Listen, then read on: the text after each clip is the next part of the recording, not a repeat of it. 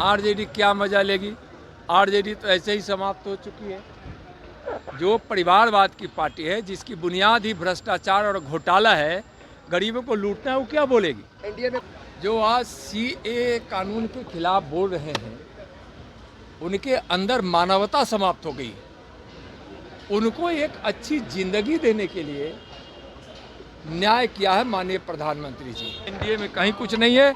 NDA एकजुट है, हम सब मिलकर लड़ेंगे और 40 की 40 सीट बिहार। सनातन को गाली देना, सनातन की संस्कृति की बुनियाद पर भारत विश्वगुरु बनने जा रहा है, उसको गाली दे रहे हैं। सब वोट के लिए कर रहे हैं, ओछी राजनीति करने वाले। विपक्ष पे कटाक्ष करते हुए नित्यानंद राय ने कहा कि प्रधानमंत्री मोदी ने जो देश को वादा किया था कि हम सीएए कानून लाएंगे, उस वादे को उन्होंने पूरा किया है।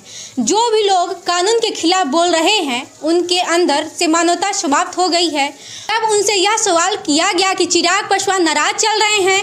हाजीपुर सीट को लेकर चाचा और भतीजे में विवाद चल रही है और राजद इस पर मजे ले रही है। इसको लेकर नित्यानंद राय ने कहा कि राजद मजे क्या लेगी, वह तो खुद समाप्त हो चुकी है। आप इस वीडियो में देख सकते हैं कि नित्यानंद राय ने क्या कुछ कहा। माननीय प्रधानमंत्री आदरणीय नरेंद्र मोदी जी जो देश के साथ वादा किए थे कि हम सीएए कानून लाएंगे, और उसको उन्होंने पूरा किया है। जो आज सीएए कानून के खिलाफ बोल रहे हैं, उनके अंदर मानवता समाप्त हो गई। अपने पड़ोसी 3 देशों में जहां धर्म के आधार पर उनके साथ अन्याय होता था, उनकी संपत्तियां लूट ली जाती थी, जला दी जाती थी, उनकी बहू बेटियों की इज्जत लूट ली जाती थी, जबरन धर्म परिवर्तन कराए जाते थे, उनके साथ मारपीट की जाती थी, हत्या कर दी जाती थी, परिवार के सामने, बेटे के सामने, पुत्र के सामने, पिता की, भाई के सामने बहन की, बहन के सामने भाई की। और इस तरह का जो अत्याचार, अनाचार हो रहा था, जिसके कारण वह प्रताड़ित होकर भारत में शरण लेकर आ गए। उनको एक अच्छी जिंदगी देने के लिए न्याय किया है माननीय प्रधानमंत्री जी। आज जो सीएए कानून का जो विरोध कर रहे हैं, उनके अंदर मानवता समाप्त हो गई है और यह वोट के लालच में, तुष्टीकरण के तहत यह कर रहे हैं, जो अच्छी बात नहीं है। बंगाल है, तमिलनाडु, केरला है, ये जैसे राज्यों में बोले कि ये लागू नहीं है। देखिए, वो जो भी हो, कोई राज्य हो, कोई पार्टी हो या कोई व्यक्ति हो, अगर इस कानून का विरोध कर रहा है, इसका मतलब है कि उसके अंदर मानवता समाप्त हो गई है और सत्ता के लालच में, वोट के लालच में, तुष्टीकरण के तहत इस प्रकार का वो विरोध कर रहे हैं। में लागू होगा क्या? सर, सीट बंटवारे को लेकर क्या कुछ हो रहा है? पूरे देश के लिए यह कानून आया। सीट बंटवारे को लेकर किस तरीके से? सर एक मिनट कहिए। एनडीए में कहीं कुछ नहीं है।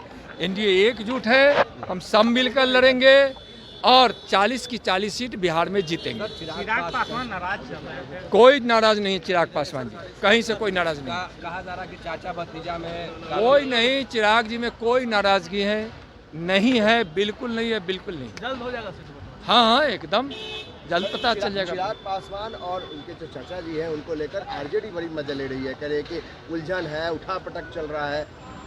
आरजेडी क्या मजा लेगी। आरजेडी तो ऐसे ही समाप्त हो चुकी है। जो परिवारवाद की पार्टी है, जिसकी बुनियाद ही भ्रष्टाचार और घोटाला है, गरीबों को लूटना है, वो क्या बोलेगी। एनडीए में कोई खटपट नहीं है? कहीं कोई खटपट नहीं है, कोई खटपट नहीं है। बहुत जल्दी बंटवारा हो जाएगा, सीट बंटवारा बहुत जल्दी हो जाएगा। तेजस्वी यादव अभी भी जो काम किए गए 17 महीनों, उसका उदाहरण दे रहे हैं। उदाहरण दे रहे हैं, वीडियो जारी कर रहे हैं। आप तेजस्वी जी के कारनामों को बिहार नहीं जानता है क्या? उनके अत्याचार को कौन नहीं जानता है? नफरत की राजनीति करने वाले, सिर्फ अपने परिवार के लिए गरीबों के खून चूसने वाले, उसका हक मारने वाले और हमेशा अपराधियों को संरक्षण देने वाले तेजस्वी जी क्या बोलेंगे। आरजेडी क्या बोलेंगे? वीडियो जारी कर रहे हैं कि 17 महीनों उन्होंने क्या किया, सब कह रहे हैं कि घर घर दिखाएंगे लोगों को। भाई 17 महीने में 17 महीने का क्या जारी करेंगे वो? 17 महीनों में जो उनके कारण बिहार की विधि व्यवस्था चौपट रही है, विकास उनके कारण बाधित रही है, और अपराधियों को जो संरक्षण मिलता था आरजेडी और तेजस्वी जी के द्वारा, जिसके कारण ही तो नीतीश जी तबाह थे और एनडीए में आए। और नीतीश जी बिहार का विकास चाहते थे। माननीय प्रधानमंत्री जी के नेतृत्व में जो विकास की गंगा देश के गांव गांव, घर घर, जन जन, शहर शहर पहुंच रहा है, उसको बिहार में नीतीश जी को करने नहीं तेजस्वी जी देते थे।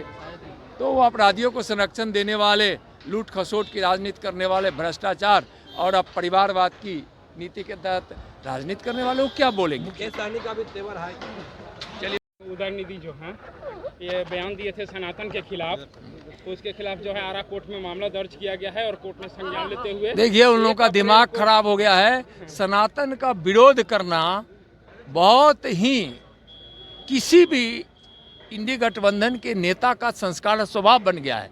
सनातन को गाली देना, सनातन की संस्कृति की बुनियाद पर भारत विश्वगुरु बनने जा रहा है, उसको गाली दे रहे हैं। सब वोट के लिए कर रहे हैं। ओछी राजनीति करने वाले लोग, ओछी मानसिकता के लोग सनातन को गाली दे रहे हैं। 1 अप्रैल को उपस्थित होने का आदेश दिया है कोर्ट ने, आरा कोर्ट में। हम मामला कोर्ट में है, न्यायालय का जो फैसला आएगा सही आएगा। और सनातन को गाली देना इस सनातन की भूमि पर उन लोगों को शोभा नहीं देता। मुकेश सहनी का भी सर तेवर हाई है।